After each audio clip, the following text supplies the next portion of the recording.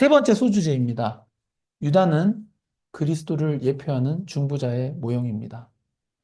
세 번째 소주제는 유다에 대해서 더 살펴보기 위한 것이긴 합니다만 사실 요셉도 유다처럼 예수 그리스도를 예표하기는 합니다. 왜냐하면 예수 그리스도께서도 삼위의 하나님들 중 성자 하나님으로서 성도들의 삶을 인도하시고 그들의 죄를 깨닫게 함으로써 회개케 하시는 역할을 성부 하나님과 성령 하나님과 같이 삼위일체로서 동시에 사역을 하시기 때문입니다.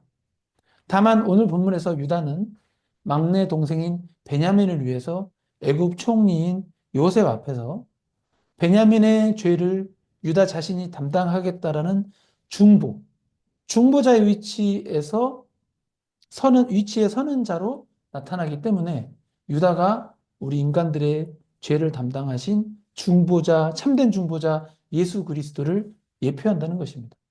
한번 같이 읽겠습니다.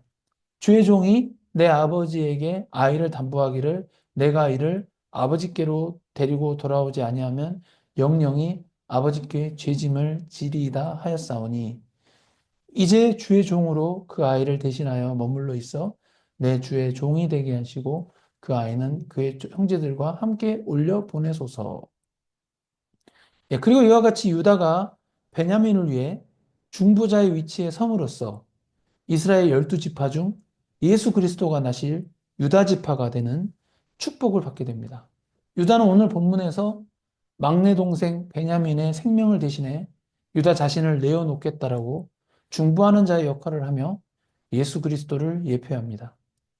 같이 읽겠습니다. 그가 찔림은 우리의 허물 때문이요. 예수님의 찔림은 우리의 허물 때문입니다.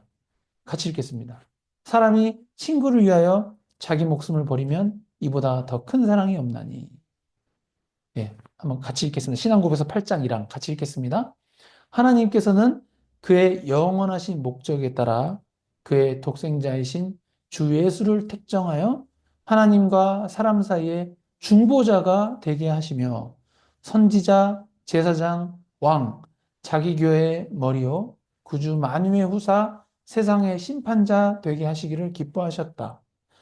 하나님께서는 그의 독생자에게 만세전에 한 백성을 주시어 그의 씨가 되게 하셨고 기약한 때에 이르러 그로 말미암아 그 백성이 구속함을 받고 부르심을 받고 의롭다함을 받고 성화되어 영화롭게 되도록 하셨다. 아멘. 유다는 예수 그리스도를 완전히 대변할 수는 없습니다. 유다는 피조물인 인간에 불과하기 때문입니다. 그래서 우리는 유다를 예수 그리스도의 모형이라고만 하지 그리스도라고 하지는 않습니다. 다만 유다는 예수 그리스도의 모형으로서 막내 베냐민을 위해 유다 자신을 희생하는 모습을 보여줌으로써 중보자의 마음, 형제를 위한 책임 있는 고백의 자리에 서는 자로서 이 구속사, 구원의 역사, 구속사의 한 복음적 모형이 되는 것입니다. 사랑하는 성도 여러분, 여러분과 제가 현재 신앙 수준은 어디쯤에 있을까요? 한번 유다와 지금 비교해 보시기 바랍니다. 어떻게 비교하냐면은 나 자신을 한번 유다와 같은 상황에 놓아보는 것입니다. 그러면 실제로 유다처럼 할 수 있을까? 스스로 생각해 보시기 바랍니다. 유다의 상황이 현실적인 나의 문제로 느껴지지 않으신다면은 이렇게 멀리 성경과 동일한 상황에 두지 마시고 지난 한 주간의 삶을 한번 돌이켜 보시기 바랍니다. 혹시 내가 잘못한 부분이 없는데 애매하게 나의 자녀나 배우자 또는 부모의 잘못이었는데 억울하게 내 잘못인 것인 양 치부해 버려가지고 되게 억울했던 상황이 있으셨나요? 어떻게 보면 되게 작은 일이었는데 너무 억울해서 막 따지고 싶었던 마음을 가졌거나 실제로 막 따지지는 않으셨나요? 그런데 이게 한두 번도 아니고 계속해서 억울하게 내 잘못이 아닌데 내 잘못이 내가 잘못한 것처럼 계속 비방하면은 한두 번은 괜찮지만 사람이 막 되게 예민해지고 그 억울함을 견디지 못하게 됩니다. 그런데 문제는 그렇게 대하는 상대방은 쉽게 바뀌지 않아요. 상대방은 바뀌지 않습니다. 내가 억울한 상황에 처했을 때 억울한 심경을 그대로 드러낸다면은 아직 내가 유다의 신앙 수준에 미치지 못한 것입니다. 사실 요셉도 마찬가지입니다. 요셉도 억울한 누명을 쓰고 감옥에 가게 되었지만 그 억울함을 다른 사람에게 내색하지 않았습니다. 도대체 우리는 어느 시점에 이러한 신앙 수준에 도달할 수 있을까요? 예. 어떻게 보면은 어느 시점이라고 정하는 것이 옳지 않습니다. 우리는 신앙 인격이 자라는 데 있어서 우리의 육체가, 이 장막이 죽을 때까지 매일의 삶 가운데 성화되기 위하여 성도로 살아가는 노력을 게을리 해서는 안 되는 것입니다. 성화되는 과정에서 우리의 신앙 인격이 자라기 위해 오늘 했던 거 다 있더라도 이 개념은 꼭 여러분의 머리와 가슴에 심으셔야 합니다.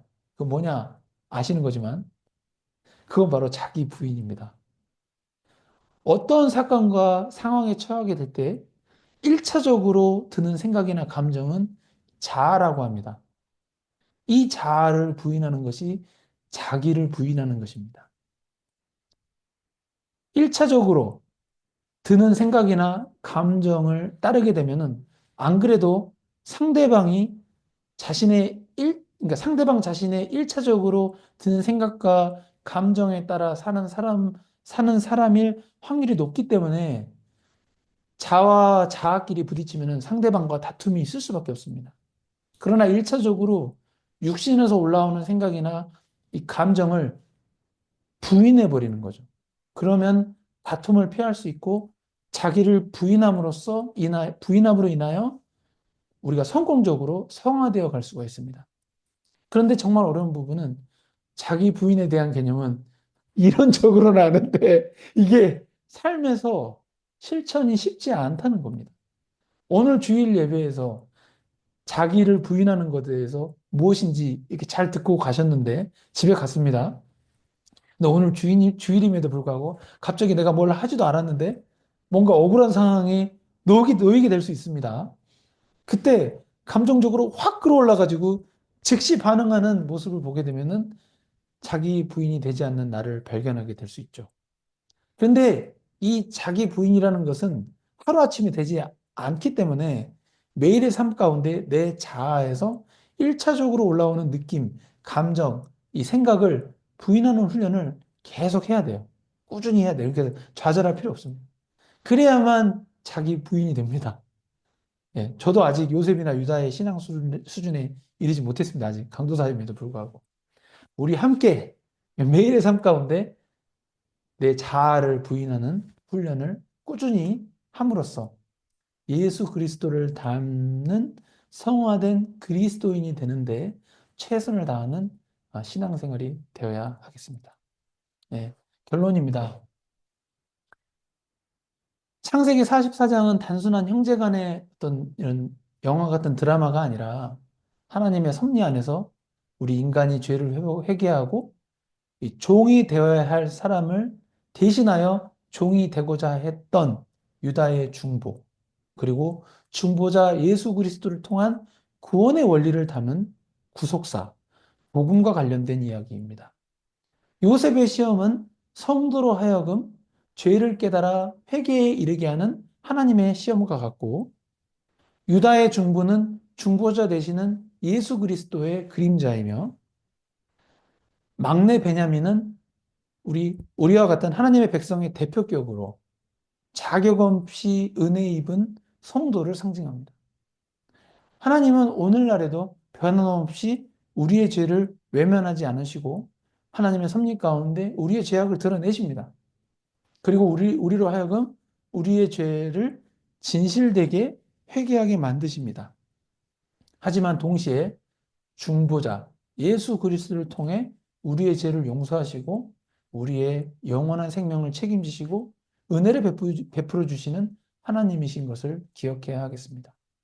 은혜를 주신 하나님을 생각하며 날마다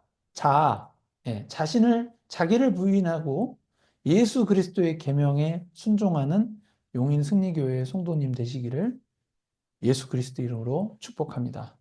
아멘.